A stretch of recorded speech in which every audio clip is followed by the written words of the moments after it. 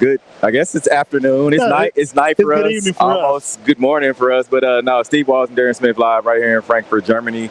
Post-game, Kansas City Chiefs versus Miami Dolphins. Darren, the Chiefs pulled one out today. They pulled one out from the hair of the chinny chin chin, man. It was a tale literally of two halves today. Kansas City came out with a 21-0 halftime lead. Second half, they were shut out and did, as usual, put themselves in a position where they probably should have lost the game, especially on the 3rd and 1 when they ended up throwing the ball when they probably should have ran it.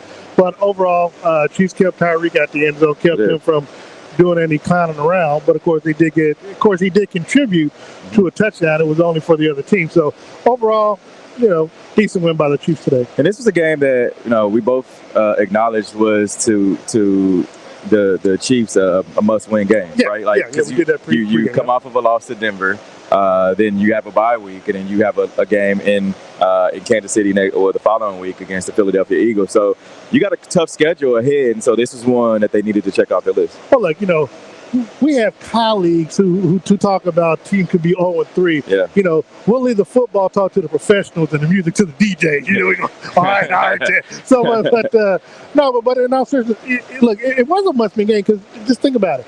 If you lose, you're losing to a team that is one right underneath you for the conference lead. Yeah. They would leapfrog you, and then of course now they kind of got a 1-game lead ahead of you. So now you got to try to hope to win out and hope that they lose 2 games just so because of the head-to-head stuff. So right now they put themselves in great position. There's no way that they can, even on this bye week, there's no way that they can drop from the top seed between now and their game against the Philadelphia Eagles on the Monday night game of Thanksgiving. So, look, they did what they needed to do. As we talked with Andy Reid in the presser, and I asked him about things that they can work on, there are a lot of things that they can work on, that they need to work on. One, above all, would be the penalties.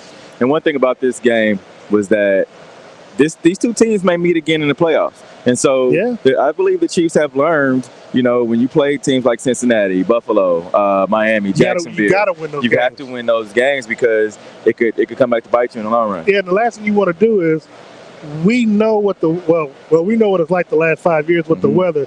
You want those games at home. Now, look, nobody's really going to complain for you or I, even the Chiefs, if they have to play a game down in Miami in the playoffs. But the thing is, you don't want to put yourself in a situation. If you can play as many games as you can at home, have that home field advantage, the fans, the atmosphere, the weather that will play a role. That's what you want to do. And so, like you said, these are the type of games that the Chiefs have to win because you don't want you just don't want the head-to-head matchup to go in the other direction. And that's what's happened with them the last couple of years between Buffalo and Cincinnati. But the Chiefs have just had a better overall record than those teams where those games end up being at home. So, again, mindset, and mentally, you want to win the games that you feel like you should win in the games that you have to win. And because also you don't want it to have to leave it up to someone else, whether you're going to be wild card or kind of like last year where the Chiefs were hoping that Cincinnati. It's been that way though. I mean, you remember Ryan Fitzpatrick. You remember that? They had to get the home field advantage the Patriots. Exactly. So that's the kind of thing that you really don't want to find, the situation you don't want to find yourself in at the end of the season. No, of course. And look, we got to give the coaching staff credit, and we will give them some criticism, especially when it comes to some of the play calling. But the way that they were able to bounce back from the loss to Denver last week, again, we had heard the rumor that Andy went off on the team last week in the locker room after that Denver loss. But to be able to bounce back, the wide receivers dropping passes left and right in this game. And I don't really want to call the MVS deep ball a drop by him, but I think Mahomes underthrew him, and he was kind of coming back. So, but actual catches that the receivers drop, I don't think they had that many, if many at all today. So that was an improvement. Again, I think the big thing that they need to work on is the penalties, because that's what's going to end up killing the team in the playoffs. It is, and so you talked about this being a bounce-back game for Patrick Mahomes. You look at his stats: 20 for 30, 185 yards, 2 touchdowns, no interceptions. I think that is the column that we both said, pregame is where he needed to clean up. Yeah, but he said the turnover with the fumble. That was, that was. But I really don't feel like when Patrick fumbles, I don't feel like Patrick it's on him. holds onto the ball too long sometimes. Okay. Now, on that particular sack, the defensive line, they were good. They got after him, but there were receivers open down the field in the middle, and he still held on to the ball too long. So look, I got to say this: we have to be able to criticize Patrick Mahomes because he's not above reproach, and when he makes mistakes and he struggles, we got to call it out. And so, but be that as it may.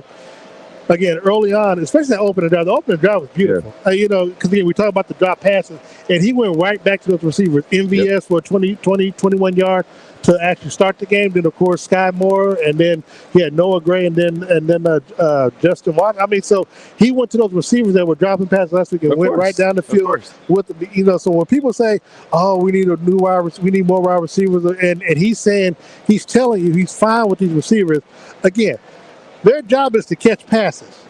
And if they catch passes, as we saw the opening drive, you can move the ball up and down the field. And so, I think sometimes the play calling kind of puts them in situations to where, again, as Tysher asked him in the press conference, about the third and one, and one was like, well, if I ran the football, you asked why I didn't throw it. No, nobody's going to ask that on the third and one. Yeah. On the third and 1, 3rd and inches, you get third and short. Now, we're not going to, we expect you to run the football. Again, that's what you got the offensive lineman for. But overall, I still think they did a vast improvement from last week's game against Denver.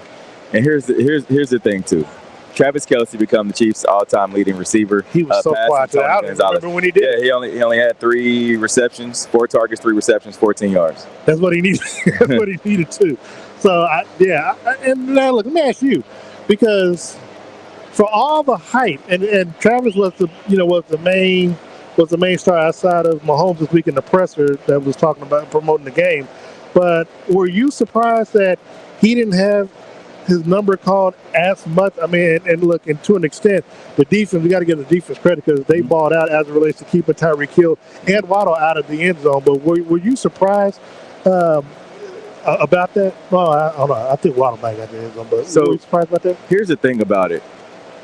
The reason why it's so crucial that these other receivers get involved and that they're able to catch the balls because Travis Kelce does everything for it. We always talk about Travis Kelce being the Mahomes' number 1 target. Like he's listed as a tight end, but he's really a wide receiver, right? He's always going to be his number 1 target. So when he doesn't have a great day, the team can just flutter and not come out with a win. So that's what makes this game and the reason that they won, I guess, so crucial because he didn't have a good game, but the other receivers did. When you said it, just popped in my head is that, again, this does credit to the wide receivers, but we shouldn't be giving credit for the job that they're supposed to be doing. Travis only had 3 catches, so that means the rest of the catches went to 11 different receivers caught a pass from Mahomes today. And so now it wasn't as many as some of us would have liked, but but be that as it may, the fact that he was able to spread the ball around and they actually were making catches and making plays and extending drives was a good thing. So the fact that it didn't take Kelce to help them win the game says a lot, and I think that's an important fact that we cannot leave out. And here's the thing too: Noah Gray, another tight end, was their leading receiver with 3 receptions, 3 targets for 34 yards. It's funny, Bobby Stroop, Patrick's trainer, actually said that they should think about lining them up at wide receiver at times. One, the thing about the Chiefs and their tight ends are so huge. They're like 6'5", 6'6", 6'7", to where if you line them up out to the outside, especially if you throw the ball up, a lot of D-backs can't compete against that. So I think that they lined them up well today, and so overall, man, I mean, Noah Gray had a great game. I mean, Watson had he only had 2 catches, but initially he had the touchdown that was called back, and then had a couple of catches down the way.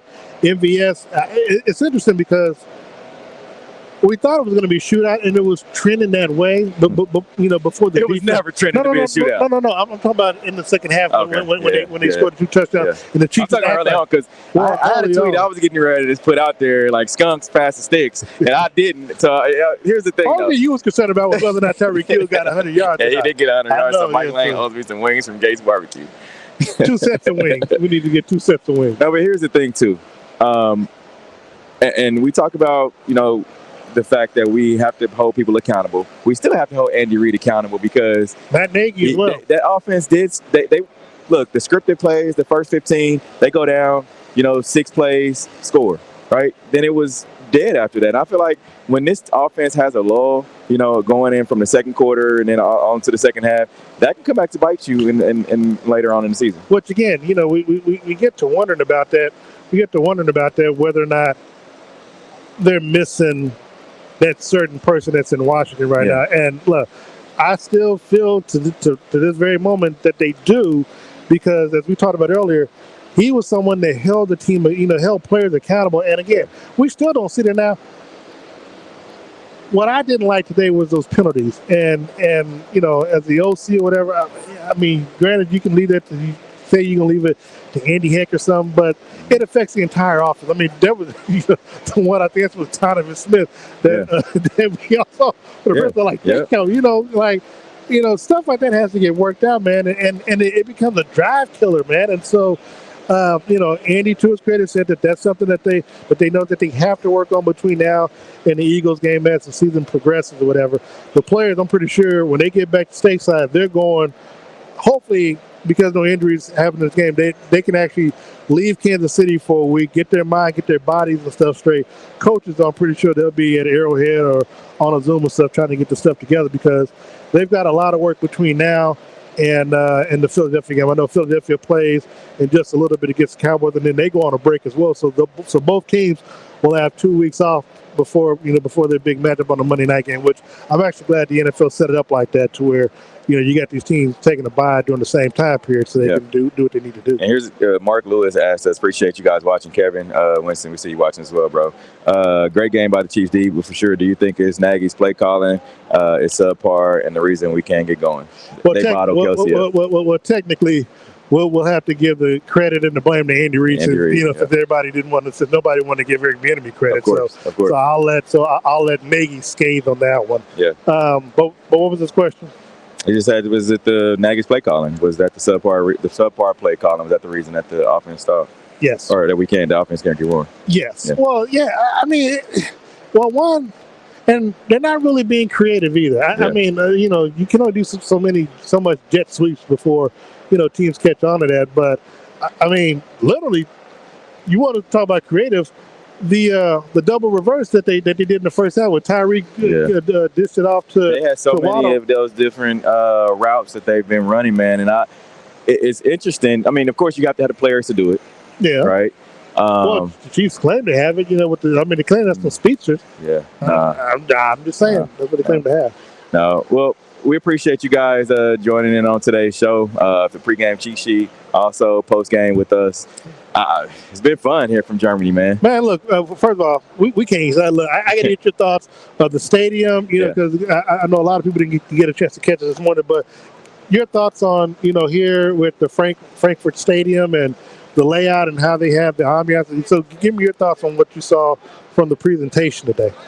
Here's the thing. I did not know that it was a covered stadium, right? Like, it's still, for you guys that don't know, it has a small dome over the seats, and then there's open air around the top. So you still feel the cold. Like, it's 50 degrees right now, and I mean, you still feel the breeze coming through. But the stadium overall, I believe, is pretty dope, man. Yeah, I mean, I love it. To be a soccer I love stadium. I mean, it's a soccer stadium, but it's funny.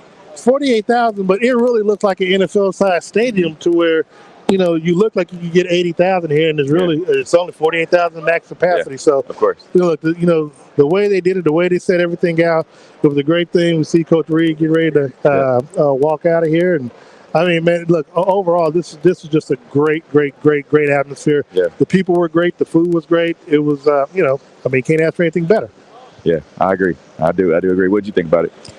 Oh man, I loved it. I was, I can't wait to come back next year. Let's put it like that. Can't wait for the next international game, because we'll be there. So Coach Reid talked about the fans. It just felt like a home game. Man, the way they were able to travel and show up and show out, there were Chiefs fans everywhere. Yeah, literally everywhere. So it was great time, great atmosphere, and take care, Coach. And yes, sir. Too. Likewise, Coach. Take care, man. And so, when it matters most, man, I mean, this is just Chiefs Kingdom travel, man. I mean, they show up and show out, and I can't. And a lot of look, for y'all at home that don't understand, like, there's so many fans that are in Germany, man. The Chiefs have spent so much money marketing this team. Yeah. Of course, Patrick Mahomes talked about his deals with Boss, his deals with Adidas. There were a lot of Chiefs fans that came to Germany that still didn't come to the game. Of course. Because, I mean, we talked to some last night, and they were like... The fan experience outside was dope. Yeah. Now, look, they're better than me. I'm not traveling to go somewhere where I just ain't going to the game. You're better than me. It's all about the experience, man. Well, you want to experience, make sure you get your ticket to come to the game. Because again, when you go to a Chiefs game, you don't get the highs, you go get the lows. Of course. We had the highs of the first half and the lows of the second half before we got back up to the high when they end up winning the game. I'll tell you what, that plane ride is going to be so much better that they got. Man, they're going to be it's going to be a whole lot of things better than the next 2 weeks. They're going to be better for us too. Because I know when we get back, we got the red eye. Oh, make sure you join us tomorrow night. We'll be doing the red eye virtually here. I'll still be in Germany. I think Steve will be somewhere traveling back home. Mm-hmm. So we'll do it 6:30 locally via Facebook, YouTube, and Twitter. So hopefully you all will join us. Make sure you follow us on the social media platforms at Steve Walls KC. Mm-hmm. Change my Twitter thing to at Darren Smith NFL. So we'll change that within the next week. But want to thank you all so very much for following us throughout the week. Supporting us. Again, thanks to our sponsors, Dillard's, Todd White and Todd's Clothes, Taylor Suits, along with Gates Barbecue and O'Connor Group. Thank you so very much for your belief in us and all that we do. And we'll see you back in Kansas City for the pregame cheat sheet November 20th as the Chiefs host the Philadelphia Eagles. So, hey, Super Bowl rematch, Monday Night Football. We got the best of both worlds. We fly overseas, we come here. We got Monday Night Football when we get back. We got the Buffalo Bills still. We got Vegas. New England. We got Vegas. Hey, hold on, Vegas is that Sunday after? It is. Appreciate y'all riding with us. We out of here. Rock with us all the way to the Super Bowl.